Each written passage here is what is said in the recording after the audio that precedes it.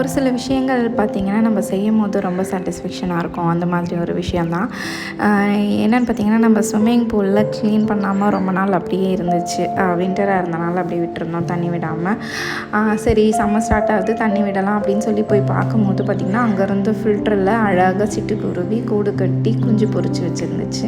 அதை பார்த்தோன்னே அச்சோ என்னடா இது இப்படி ஆயிடுச்சு அப்படின்னு சொல்லிட்டு, சரி பரவாயில்ல, இது வந்து பெருசாகி பறந்து போனதுக்கப்புறம் தண்ணி விட்டுக்கலாம் அப்படின்னு சொல்லிட்டு ஜஸ்ட் க்ளீன் மட்டும் பண்ணி வச்சுட்டு வந்துட்டோம். அப்புறம் கொஞ்சம் நாளில் பார்த்திங்கன்னா ஒரு 15 டேஸ் இருக்கும். அதில் பார்த்திங்கன்னா இந்த மாதிரி கொஞ்சம் பெருசாகிடுச்சு. பெருசானோடனே அதுக்கப்புறம் நெக்ஸ்ட் 2 டேஸ்லேயே இப்படி அழகாக கொஞ்சமாக பறந்து ட்ரை பண்ண ஆரம்பிச்சிருந்துச்சு. அது பார்த்தோன்னே ரொம்ப ஹாப்பியாக இருந்துச்சு. ஒன்று இங்கே பறந்துட்டு இருந்தது, இன்னொன்று அந்த பாத்ரூம்லேயே வந்து இந்த மாதிரி அழகாக உட்காந்து பார்த்துட்டு இருந்துச்சு, யாராவது புதுசாக வந்திருக்காங்க அப்படின்ட்டு.